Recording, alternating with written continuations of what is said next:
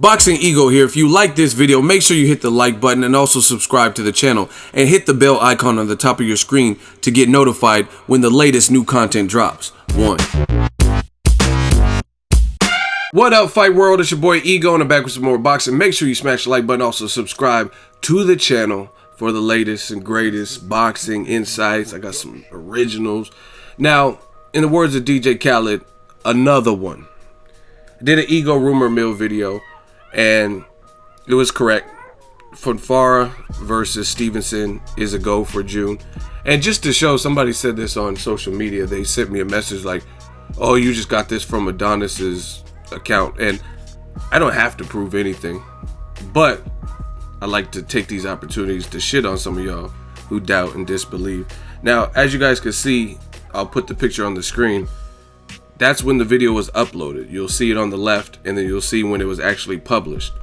And I uploaded it way before Adonis Stevenson even tweeted anything about his fight. So, moving on. Wrote an article, and I got to talk about this, even though I talked about the fight. Fight's going down. It's happening in Adonis Stevenson's second home. He's Haitian, but he reps Canada. That's where he has a lot of his fights.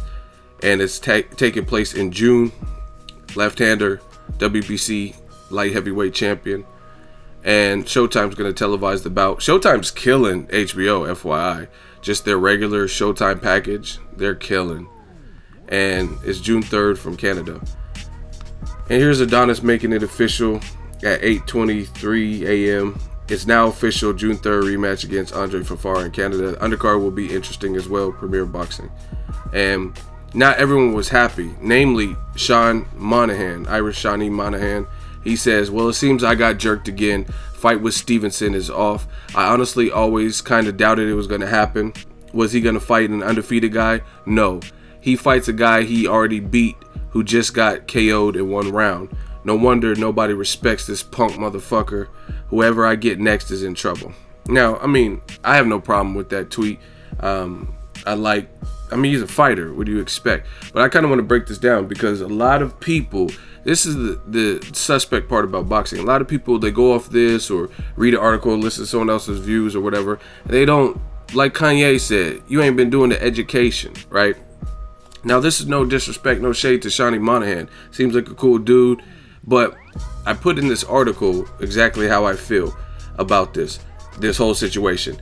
In my opinion, I think that clearly Adonis Stevenson, his best win, you see it right here. Stevenson has had a bunch of inactivity, and the best name win was Chad Dawson back in 2013. That's my opinion. I really think he hasn't had a marquee win like Chad Dawson since Chad Dawson. So that's been some time. So I understand why people are frustrated because, as I say in the article also, I think that Adonis Stevenson really needs to, where did I put it?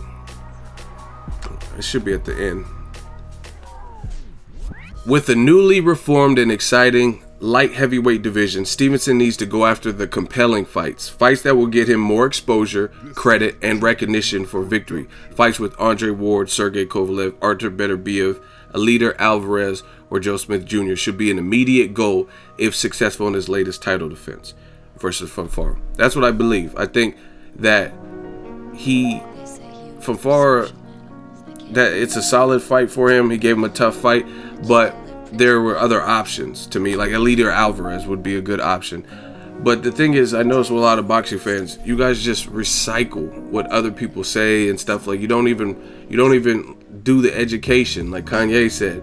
Again, I understand Sean Monaghan why he's mad, because he thought he was gonna get a title shot, and then comes to find out they went in another direction and chose a different person. But to me, the reality of it is Sean Monaghan is 35 years old and he doesn't have any marquee names himself at all. At least Stevenson, again, I think Chad Dawson was his best win, but he's fought Thomas Top Dog Williams and knocked him out. He fought guys like Tom Carpensy, who Chad Dawson lost to. He fought Chad Dawson, Tavoris Cloud, when he was once beaten by Bernard Hopkins.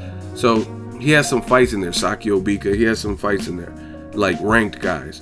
But he just hasn't fought the people we want, like the Kovalevs, the Wards, the Beterbiev. Those are the fights we really want. Joe Smith Jr., right? He's making a name for himself. But a lot of people are getting hype off this Monaghan tweet and I guess videos or articles or whatever they've seen, but you gotta look at it. When we're talking, if we're talking Stevenson versus Eleider Alvarez, who's undefeated, Beterbiev, who's undefeated, Andre Ward, who's undefeated, Kovalev, who's once beaten, but some people contest that, then that's cool. Those are all better fights than Fonfara rematch. But when I'm thinking about the Fonfara rematch versus Sean Monaghan, to me, it's not, if that's what we're comparing, I don't think it's dramatically worse. I really don't. I was actually at Terrence Crawford's last fight, John Molina Jr. It was in Omaha, CenturyLink Center. And I flew out there to cover that fight, and Sean Monaghan was on the undercard. And to be honest, I wasn't really impressed with his performance on that undercard. He fought a guy named Fernando Castaneda, who came into that fight with 24 wins, 11 losses, and 6 of those losses came by stoppage. And Monaghan went the distance with Castaneda. So to me, Monaghan, he seems like he's a worker, but he's 35 and he went the distance with a guy with 11 losses and 6 stoppages. So I really don't see this Fonfara fight as being terrible. Fonfara, at the very least, he has a better resume. He fought against Nathan Cleverly, fight of the year, but he was clearly winning the fight. He stopped Julio Cesar Chavez Jr., who's now in a big fight with Canelo Alvarez. He stopped him, the only person who stopped him. He was losing to Chad Dawson his last fight on the Garcia Thurman undercard. However, he was able to get things done, turn it around, and get a late stoppage of a named guy like Chad Dawson, right? Fonfara gave Stevenson a tough fight the first time, and this was before he gained more experience, you know what I'm saying? And he even knocked down Stevenson, and I think he's probably grown. Even though he has been knocked out by Joe Smith Jr., like Monaghan is saying, I get that, but I still think he's evolved. I've met Fonfara. He's training out here near where I live in the Bay Area. And the dude, he's a big dude, and he's coming off the better win.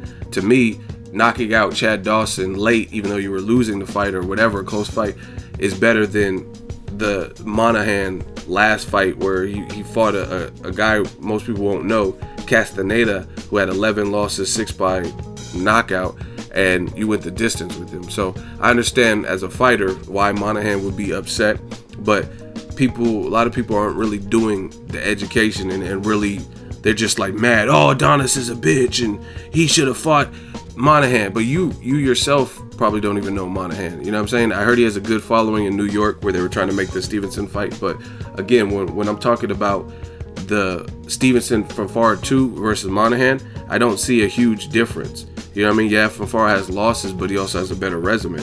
You know what I'm saying? And if we're not talking about Beterbiev, Joe Smith Jr. Joe Smith Jr. has been knocked out before too. He has a loss, but he's bounced back his career, so I don't think anyone will argue if Stevenson fought him next. But that's just my point. Now, the other thing I gotta mention is I put a link in here too. If you go to the WBC, this is the WBC's website. This is light heavyweight. This is their champion. Adonis is the WBC champion, right? And this is the #1 mandatory, Eleider Alvarez from Colombia. Now, that's a good fight. Sergey Kovalev is rated #2, but this is the thing. Sergey Kovalev is fighting Andre Ward, so clearly that fight can't happen next. We do know that, right? And these are the other people. So, Vodsdik is fighting tonight on that Lomachenko card, so clearly he probably wouldn't be ready. Badu Jack, that's a good fight because he just moved up. And actually, the funny thing is, I'll show you guys after, but shout out to my dude Badu Jack. Beterbiev, that's a better fight. And then you have Fonfara. You know what I'm saying? So that's kind of what it is. But see, this is the thing. Fonfara is rated #7 with the WBC. Sean Monaghan is rated #10. So you got to know what you're talking about. Now, again, if you want to argue that Eleider Alvarez, Badu Jack, or Joe Smith Jr., Beterbiev, those guys, those top 6 guys should have got the fight before Fonfara got a rematch, cool, because I agree with that. But if we're talking about Monaghan, Stevenson's actually fighting someone who's ranked higher with a better resume, who has a bigger frame, and I would probably say more knockout power. You know what I mean? So a lot of people get gassed by what they hear, what they read, and stuff like that. You know what I'm saying? But I try to look at the full scope of things in the big picture, and that's just kind of what it is. But I mean, I understand why Monaghan would be upset because he thought he was getting the opportunity. You know what I mean? Of course you would be mad if it didn't pan out like that. But the Fonfara fight, to me, it's not a horrible fight. It's not like what people are making it. Oh, this is terrible and stuff like that. I don't see that. I don't see it being a terrible fight. I think he gave him a tough fight to begin with. Where is it?